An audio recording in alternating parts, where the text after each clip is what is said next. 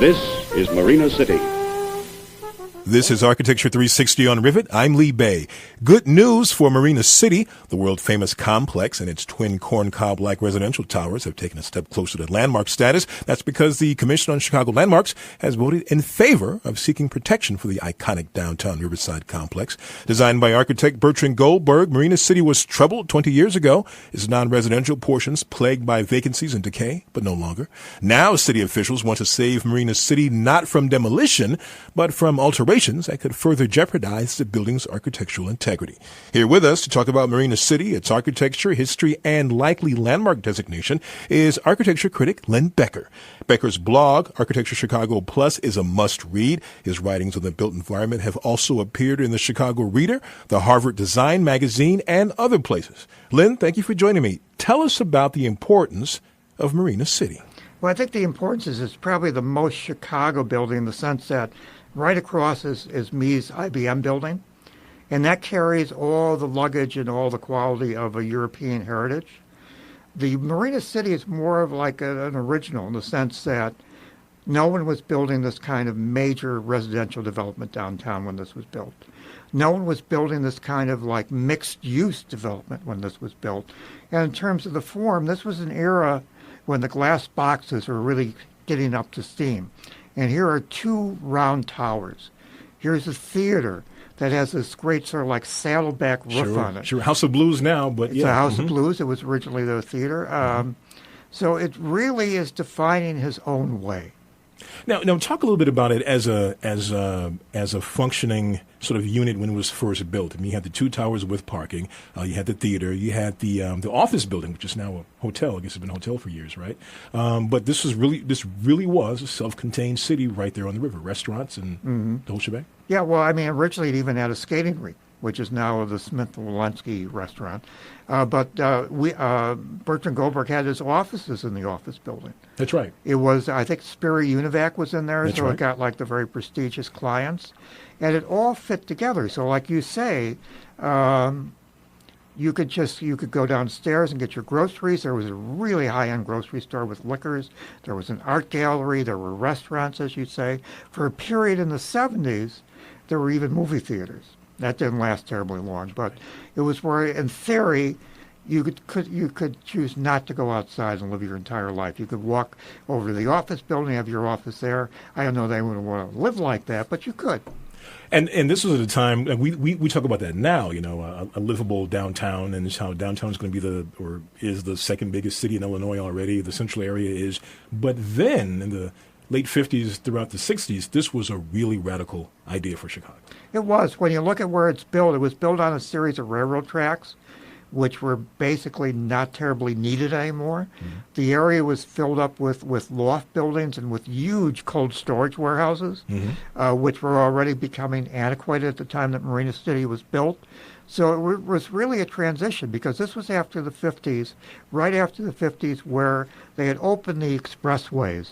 And it had become like this siren song that just drew out the middle class out of the city. Mm-hmm. So the building trades were very concerned about having jobs in the city for their workers and how to keep people living in the city. Mm-hmm. And this was one of the most innovative and ambitious responses to the basically growth of sprawl.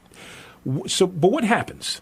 Something happens along the way in the 70s. It begins to put Marina City on a bit of a decline, or late 70s, early 80s? Well, I think part of it was just money. You had all these sort of shady insiders who saw that there was money to be had by making the building condo, which they did. And like I say, there were all these political insiders who suddenly, I don't know from what, wound up having a bunches of units to sell.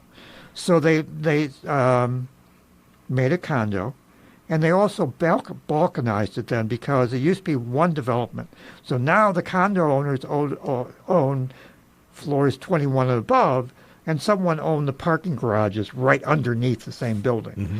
So over time, as the area also became sort of went in decline before it became River North, it just declined. It got worse and worse. The ice rink was disused. Stores closed downstairs. And eventually it wound up that it was essentially the part that was not owned by the condo owners the owner just walked away from it. It was essentially an abandoned building. And eventually someone bought it out. They brought in the House of Blues to what was the theater. They made the office building the House of Blues Hotel and did a rather nice job of that. And then there were some questionable things, like they brought in Smith and Walensky to build a steakhouse that looks vaguely colonial, where the skating rink used to be. Yeah, I was at the Sun-Times then. This first, and I was writing about architecture. First time I ever got a cease and desist letter from a lawyer. The lawyer for Smith and Walensky didn't like the fact that I negatively critiqued this restaurant to come, and I remember showing it to the editor at the time, Nigel Wade, great guy from Britain, and he gave it to our paper's lawyers, sometimes lawyers, and he comes back and I said, "What should I do?" He says, "Write more." And that's what I did, and that's what we did. But you're right. I mean, so you have this modernist complex with this kind of faux 1920s thing there. It's a lovely steakhouse, by the way. It is. The food is great. I felt badly, right? Yeah. And especially the nice thing about it, which they never had before, if I believe, is that there's like al fresco dining now. So you got the money. You can sit outside. You can look at the river walk across the way. It's really great.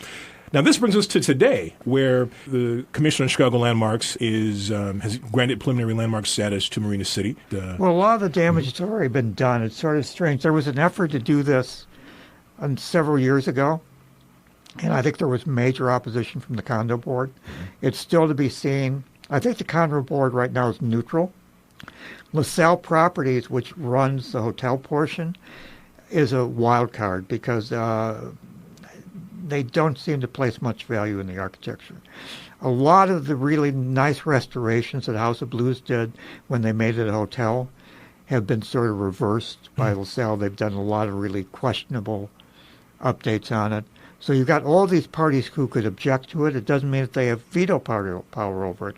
So it's really a start of a really long process. But the hope would be is that if it is landmarked, as you say, it would, number one, it would stop any more damage from being done. And number two, when you have a landmark building and you go in and want to change it, you have to go through what is the Landmarks Commission Permit Review Committee.